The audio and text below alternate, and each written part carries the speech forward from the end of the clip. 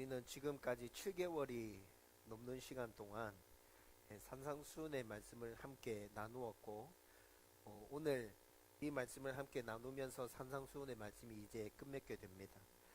여러분, 제가 첫 번째 산상수훈의 말씀을 나누는 날 우리가 왜 이 말씀을 함께 나누는지에 대해서 충분히 설명해 드렸습니다. 예수님께서 우리 죄를 대신해서 십자가 지셨잖아요. 그리고 우리는 그 예수님의 구속사역으로 말미암아 죄 용서함을 받았고, 예수님이 나의 죄를 용서해 주셨고, 예수님을 의지함으로 우리는 다시 하나님께 나아갈 수 있다.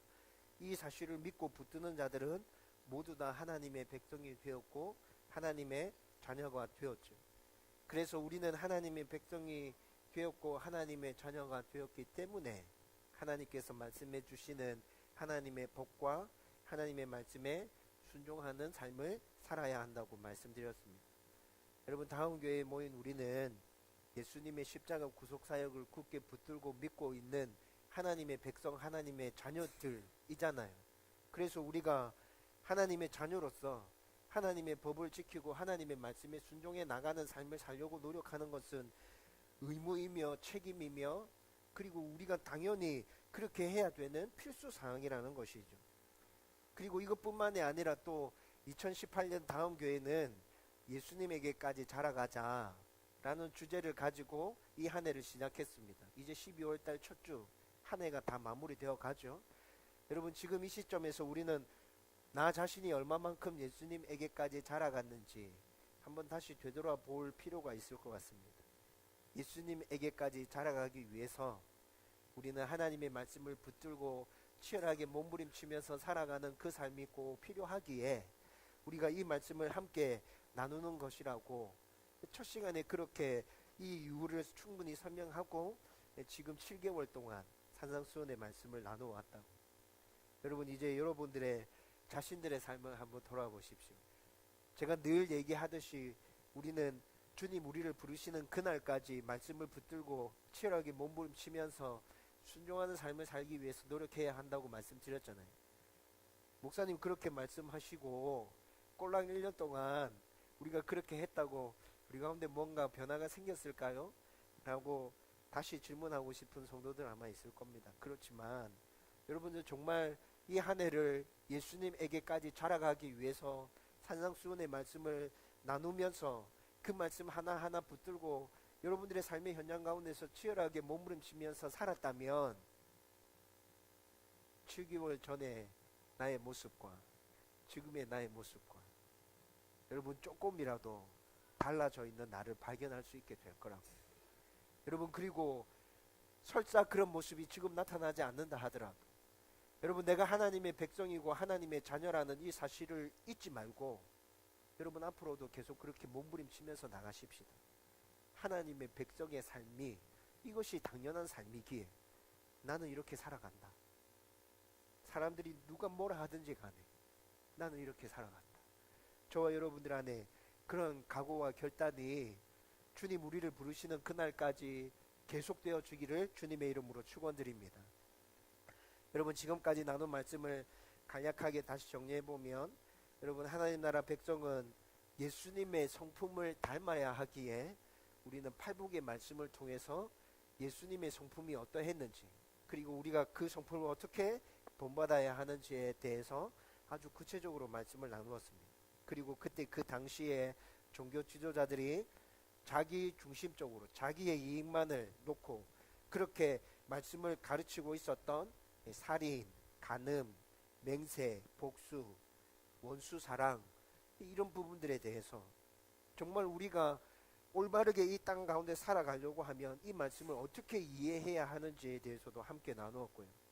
그리고 유대인들에게 있어서 굉장히 중요했던, 경건생활에 있어서 굉장히 중요했던 구제, 기도, 금식, 이런 것들에 대해서 우리는 어떻게 생각하고 또 경건생활을 어떻게 이어갈지에 대해서도 함께 말씀을 나누었죠. 그리고 우리 삶의 참 주인이 누구인지, 염려와 비판과 다른 사람에게 대접받고자 하는 대로 다른 사람을 대접해 주라 라는 그 황금률에 대해서도 우리는 함께 말씀을 나누었습니다. 그리고 산상수훈 결론 부분에 들어가서 우리 삶에서 계속적으로 일어나는 선택의 문제와 관련해서 너희들은 항상 하나님의 말씀에 순종하려고 하는 그 좁은 문, 좁은 길의 선택을 해라. 그리고 거짓 선지자들을 조심해야 한다. 말로만 주여 주여 하지 말고 지식으로 알고 있다고 믿음을 가지고 있다고 생각하지 말고 너희들의 믿음을 행함으로 나타내 보여라 라는 교훈에 대해서 우리가 말씀을 함께 살펴봤죠. 여러분, 오늘 우리가 읽은 이 마태복음 7장 28절과 29절 말씀은 이 모든 말씀에 대한 마침표를 콕 찍는 그런 말씀을 우리가 방금 읽었습니다. 여러분, 이 말씀은 이 가르침을 다 들은 이스라엘 백성들의 반응이 어떠했는지 보여주고 있는 말씀이거든요. 여러분, 우리도 산상수훈의 말씀을 5장, 6장, 7장 지금까지 다 함께 나누면서 그 말씀이 어떤 말씀인지 가르침을 받고 여기까지 왔잖아요. 그러면 이제 우리 가운데서 정말 온전한 이 말씀에 대한, 이 가르침에 대한 반응이 나타나야 될 차례입니다. 여러분, 오늘 이 말씀을 함께 나누면서 우리 가운데 어떤 반응의 모습이 나타나야 되는지, 이스라엘 백성들은 이 가르침 앞에서 어떻게 반응하고 있었는지 함께 말씀을 나누며 은혜를 받고자 합니다.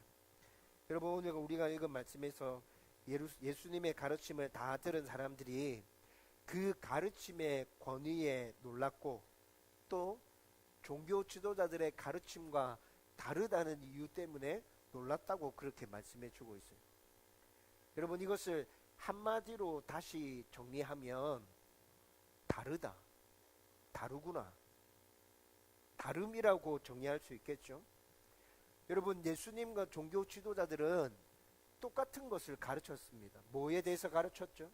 모세의 율법, 똑같은 것을 가르쳤다고. 예수님이 가르친 모세의 율법과 종교 지도자들이 가르친 모세의 율법이 달랐던 게 아닙니다. 똑같은 모세의 율법이었거든요.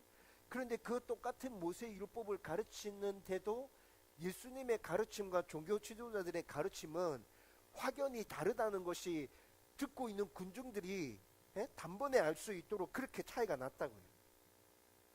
여러분, 지금까지 우리가 나누었던 산상수훈의 말씀들 다시 한번 기억 속으로 더듬어 가면서 한번 떠올려 보십시오. 정말로 예수님이 가르쳐 주신 모세의 율법과 종교 지도자들이 가르쳐 주신 그 모세의 율법이 달랐지 않습니까? 다른 점 엄청나게 많이 찾을 수 있다고요. 그리고 예수님과 종교 지도자들의 가르침에 나타났던 이 다름을 서로 비교해 보면 우리는 그 가르침 앞에서 어떻게 반응을 보여야 할지에 대해서 정리되는 것들이 있을 것이라고요. 저와 여러분들이 오늘 말씀을 통해서 어떻게 달랐는지에 대해서 살펴볼 것입니다.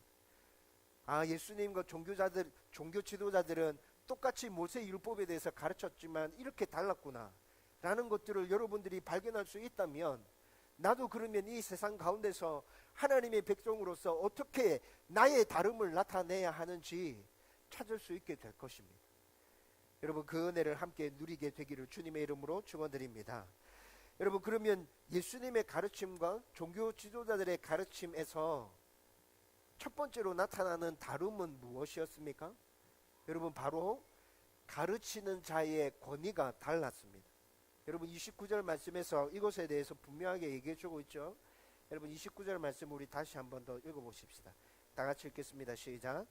이는 그 가르치는 것이 권위 있는 자와 같고 그들의 서기관들과 같이 아니하밀려라. 아멘.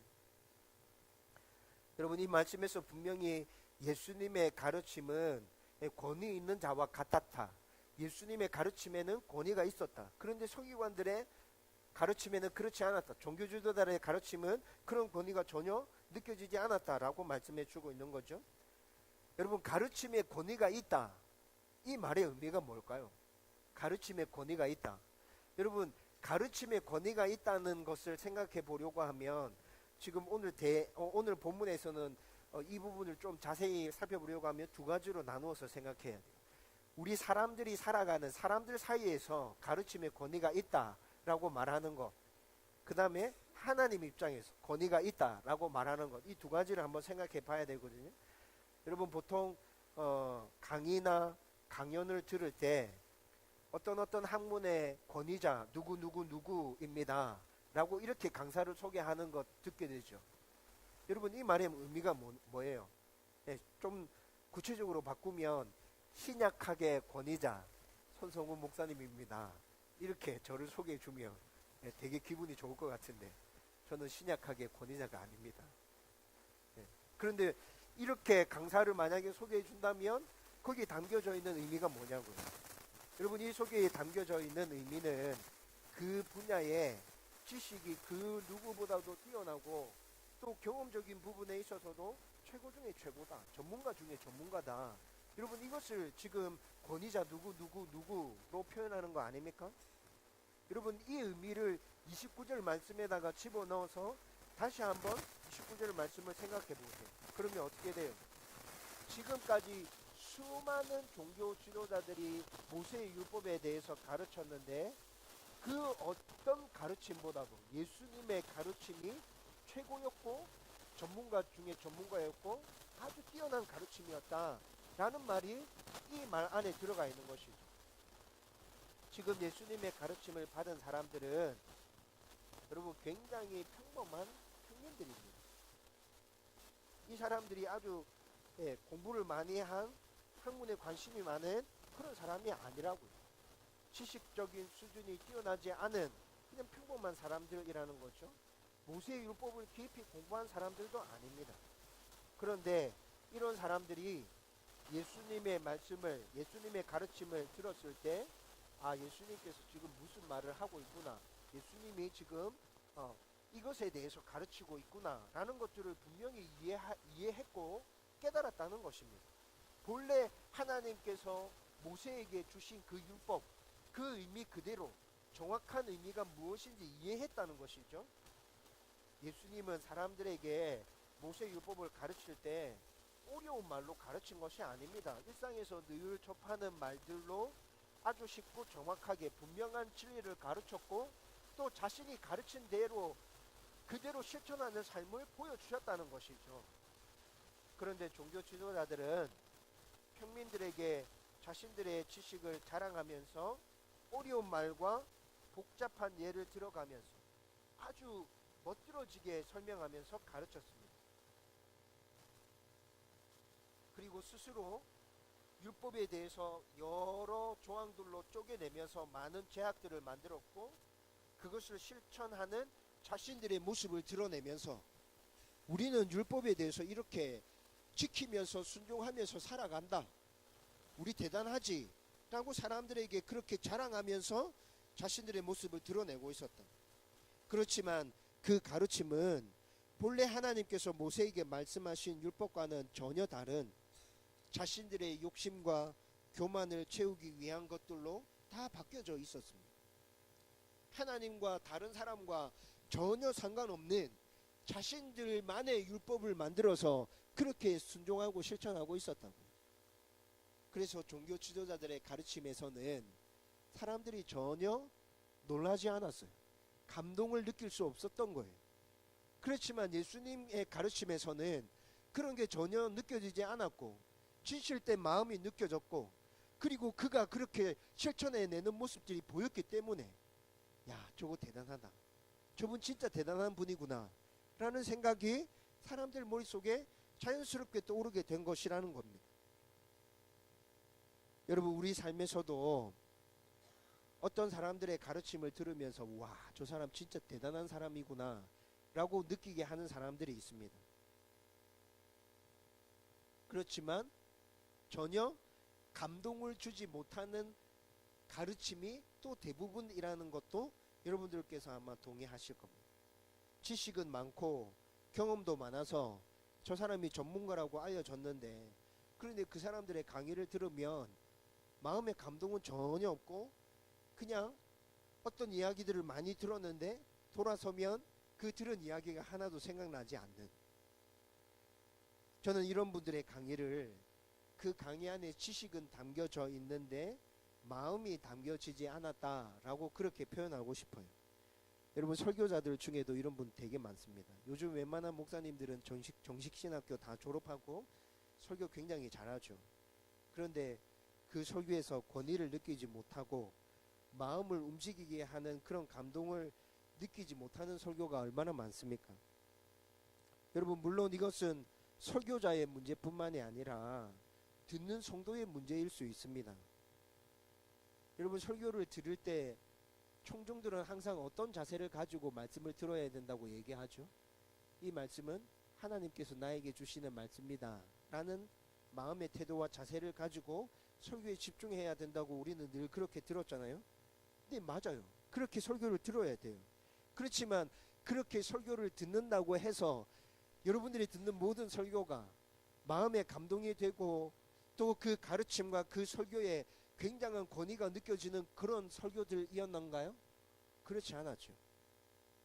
여러분, 그런데 또 반대로 여러분들의 마음을 굉장히 자극하는, 온몸에 전율이 돋아나도록 하는 그런 설교도 있었잖아요. 여러분, 이것은 부인할 수 없는 사실입니다.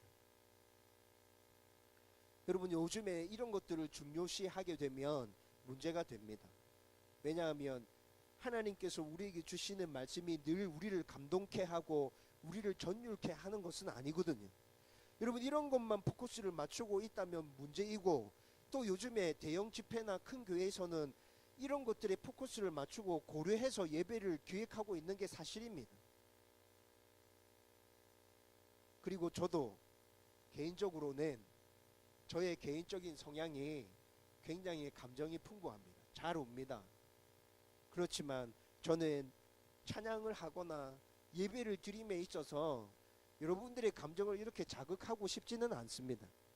그냥 아주 자연스럽게 성령의 임재하심 가운데 하나님께서 여러분들에게 은혜를 주셔서 내 마음에 감동이 일어나고 나에게 전율이 일어나서 그 가르침의 권위와 설교의 권위가 느껴진다면 참 감사하고 고마운 일입니다. 그런데 이런 것들에 목숨을 걸고 싶지는 않다고요. 그렇지만 여러분, 우리가 듣고 있는 그 설교 중에서 여러분, 우리를 감동케 하는 설교가 있다는 것은 다시 말씀드리지만 부인할 수 없는 사실인 건 맞잖아요. 여러분, 그래서 저는 제가 그런 설교자가 되고 싶다라는 소원을 항상 마음에 가지고 있습니다. 나의 설교가 할 때마다 그런 설교가 될 수는 없겠지만 그래도 우리 성도들의 마음에 감동이 되어지고 말씀의 권위가 느껴지고, 아, 하나님께서 나에게 이 말씀을 주시구나 라고 받아들일 수 있는 그런 메시지를 늘 전할 수 있었으면 좋겠다. 여러분, 매일 기도하고 있는 저를 위한 기도 제목 중에 하나입니다. 하나님, 저에게 그런 은사를 주십시오. 가르침 은사를 주십시오. 여러분들도 함께 그렇게 기도해 주셨으면 좋겠습니다. 여러분, 제가 오늘 본문에 나타나고 있는 이 상황을 방금 말씀드렸던 그 의미들을 가지고 다시 상상을 해보았어요. 예수님의 가르침 가운데 정말 이런 모습들이 있어서 사람들이 깜짝 놀라고 있구나. 그 가르침을 들었을 때 진실되고 굉장히 쉽지만 정확하게 말씀의 의미가 무엇인지 이해되도록 가르쳐 주고 있는 것이었고, 그리고 예수님께서 직접 그렇게 행하려고 하는 모습이 보였고,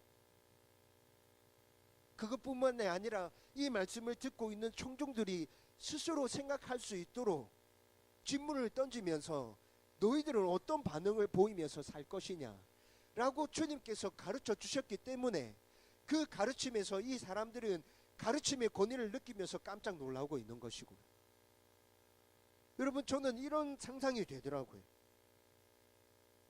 여러분, 그런데 지금까지 제가 말씀드렸던 이 가르침의 권위는 사람들 사이에서 있는, 우리도 이해할 수 있는 그런 가르침의 권위이죠. 그런데 하나님 입장에서만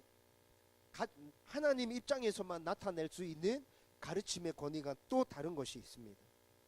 여러분, 성경에서는 예수님께서 이렇게 가르치실 때 예수님의 가르침에 권위가 있었다는 것에 대해서 자주 말씀해 주고 있습니다. 오늘 본문처럼 예수님의 가르침에 직접적으로 권위가 나타났다라고 말씀해 주는 본문도 굉장히 많고요. 직접적으로 예수님의 가르침에 권위가 나타났다라고 말하진 않지만 듣는 사람들이 놀라더라 라는 표현으로 예수님의 가르침에 권위가 나타났다는 것을 말씀해 주고 있는 본문이 너무나도 많다고요. 그런데 여러분, 헬라어 성경으로 헬라어로 이 부분들을 다 찾아서 살펴보면 예수님께서 가르치는 그 가르침의 권위가 나타났다는 이 말은 신적인 권위가 나타났다는 것을 모두 다 표현해 주고 있는 것입니다. 여러분, 예수님은 지금 사람의 몸을 입고 사람으로서 산상수훈의 말씀을 지금 사람들에게 가르치고 있는 것이죠. 그런데 동시에 예수님은 사람이면서 하나님이시죠. 그래서 앞에 방금 우리가 생각했던 사람이 가질 수 있는 그 가르침의 권위가 예수님께 나타났을 것입니다. 그런데 그 권위만 있었던 것이 아니라 사람이면서 동시에 하나님이셨기에 하나님만이 가질 수 있는 가르침의 권위가 예수님께서 동시에 나타났다고요. 사람들은 그 권위를 느끼면서 깜짝 놀라고 있는 것이죠. 이분이 지금 사람인데 도대체 하나님만이 우리 가운데 베풀어 줄 수 있는 이 놀라운 가르침, 이 권위가 이분 가운데 어떻게 나타날 수 있지? 라는 의문을 던지면서 사람들이 놀라게 됐다는 것입니다. 여러분, 그래서 예수님의 가르침 가운데는 다른 사람들을 의지해서 가르치는 것이 아니라 자신의 가르침에 권위가 있음을 스스로 선포하면서 가르치고 있습니다. 여러분, 이것을 좀 더 쉽게 설명해 드리면, 여러분, 종교 지도자들은 자신들의 가르침의 권위가 누구에게 있다고 말하면서 가르쳤습니까? 자신들의 가르침의 권위를 누구에게 의지하고 있었죠? 모세에게 의지하고 있었어요. 모세의 율법에는 이렇게 말씀하고 있다. 그래서 너희들은 이렇게 해야 된다. 라고 종교 지도자들이 가르치고 있었죠. 여러분, 이 말은 종교 지도자들은 자신들의 가르침의 권위를 모세에게 기대고 있다는 것입니다. 또 그것뿐만이 아니라 종교 지도자들은 자신들보다 앞서 있었던 굉장히 유명하고 탁월한 랍비들, 선생님들, 그들이 이렇게 말했다라고 말하면서 가르치고 있었거든요. 여러분, 그래서 자신들의 권위에서 가르침의 권위가 뿜겨져 나오는 것이 아니라 모세와 자신들보다도 훨씬 탁월했던 랍비들의 권위를 빌려와서 자신들의 가르침에 대한 권위를 세우고 있는 것이죠. 그런데 예수님의 가르침은 어땠다고요? 예수님의 가르침은 이러하지 않았습니다. 여러분, 산상수훈 말씀 5장부터 7장까지 말씀을 쭉 살펴오면서 예수님께서 가르침을 베풀 때 어떤 말씀으로 가르침을 베풀어 주셨는지 여러분 주의 깊게 살펴보셨다면 아마 금방 알 수 있을 겁니다. 진실로 진실로 너희에게 이르노니. 누가 말씀하고 있는 것입니까? 예수님께서 말씀하고 있습니다. 또 이렇게 표현합니다. 내가 너희에게 이르노니. 누가 말씀하고 있는 것입니까? 예수님께서 말씀하고 있는 것입니다. 또 이렇게도 표현합니다. 나는 너희에게 이르노니. 예수님께서 말씀하고 있는 것이죠. 여러분, 이런 말들의 의미들은 무엇을 담고 있는 것이죠? 나는 다른 누군가의 권위를 빌려와서 너희들에게 가르치고 있는 것이 아니야. 나는 나의 스스로의 권위를 가지고 하나님인 나의 신적 권위를 가지고 너희들에게 이 말씀을 가르치는 거예요. 귀담아 들어야 됩니다. 주님께서는 지금 이렇게 가르침을 선포하고 계신다고요. 여러분, 이 권위를 다른 쉬운 말로 바꿔서 표현한다면 하나님의 능력으로 말할 수 있습니다. 여러분, 오늘 말씀 가운데 권위라고 말하고 있는 이 헬라어 단어를 다르게 번역하면 하나님의 능력이라고 번역한 것도 나타난다고요. 여러분, 그러면 이게 어떤 말이에요? 예수님께서 가르치실 때 예수님께 권위가 있었다라는 말은 하나님의 능력으로 바꾸면 어떻게 되죠? 예수님이 가르치실 때 하나님의 능력이 그의 가운데서 나타났다고요. 여러분, 사람들은 이것 때문에 깜짝 놀랐어요. 아, 저분 엄청 대단한 분이구나.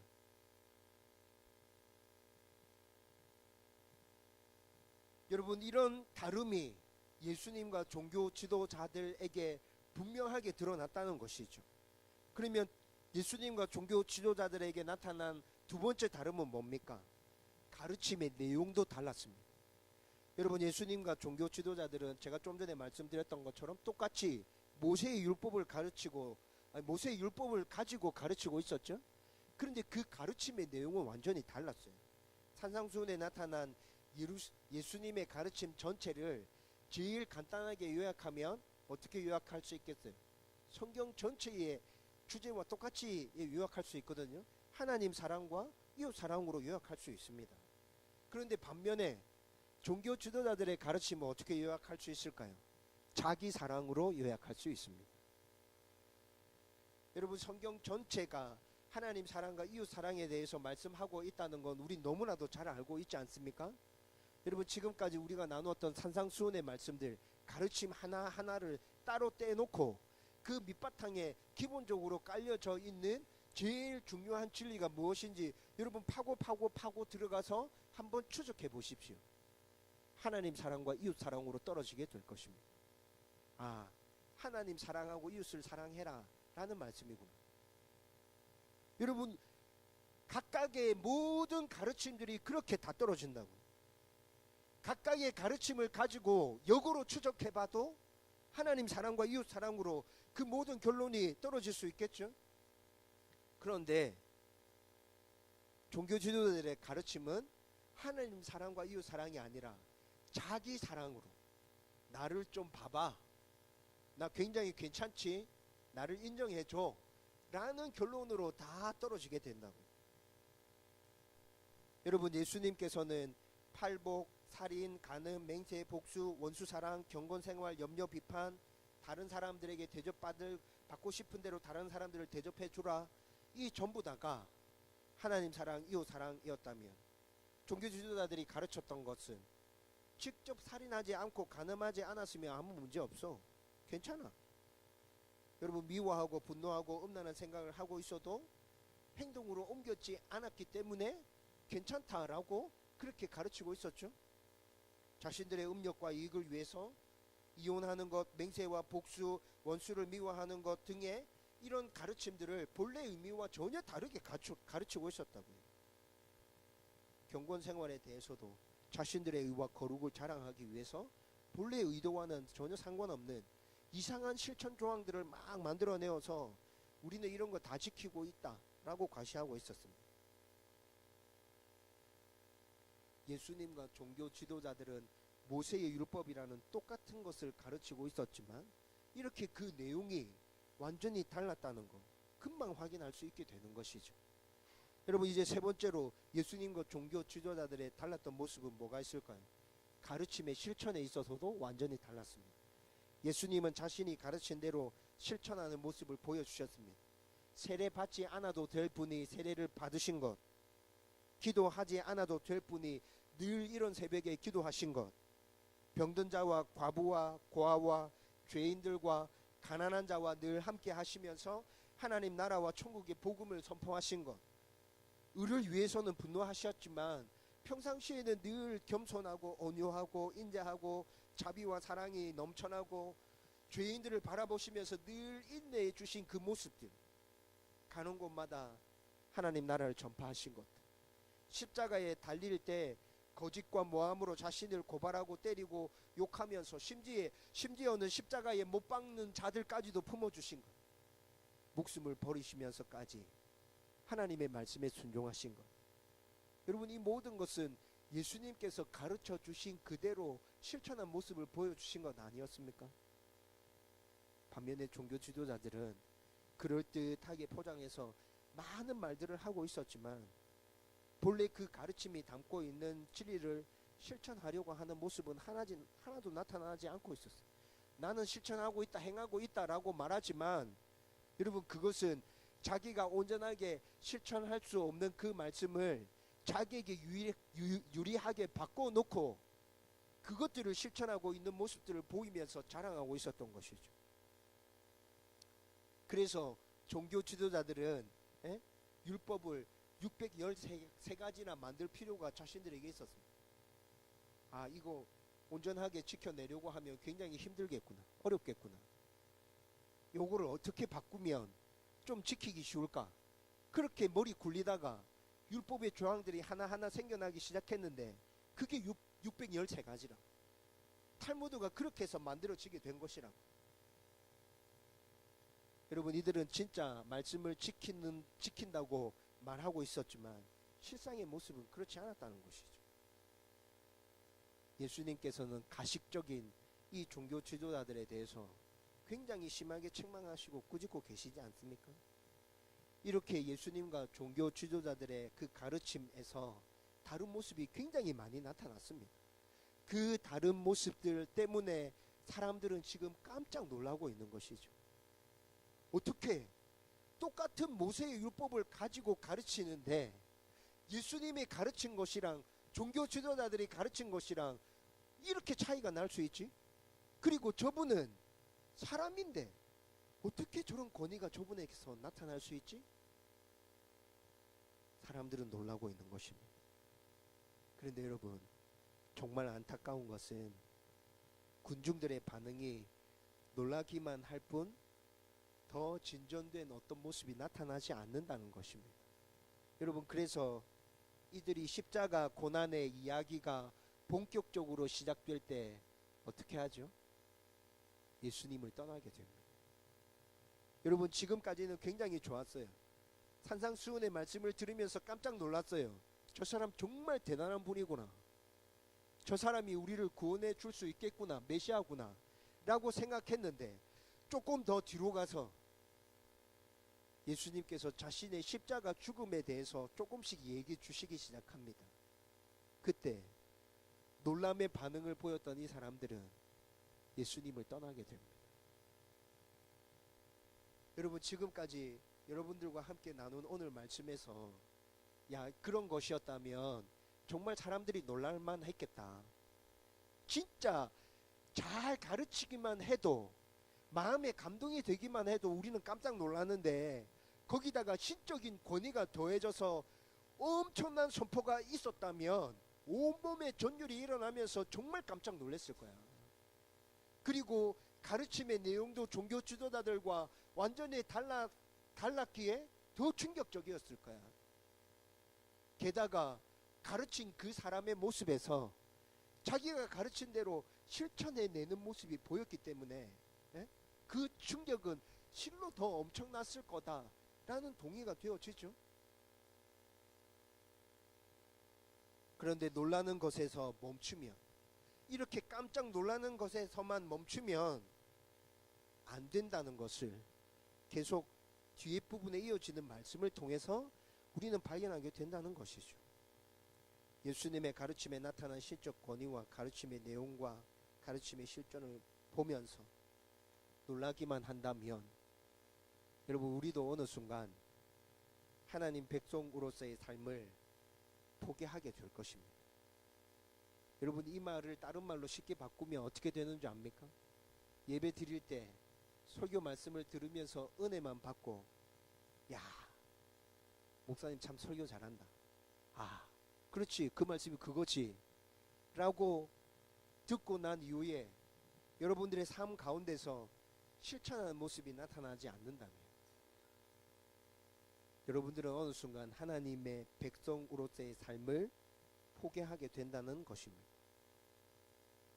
그러면 하나님의 백성은 예수님의 이 가르침 앞에서 놀라는 것 외에 어떤 반응을 더 보여야 하겠습니까?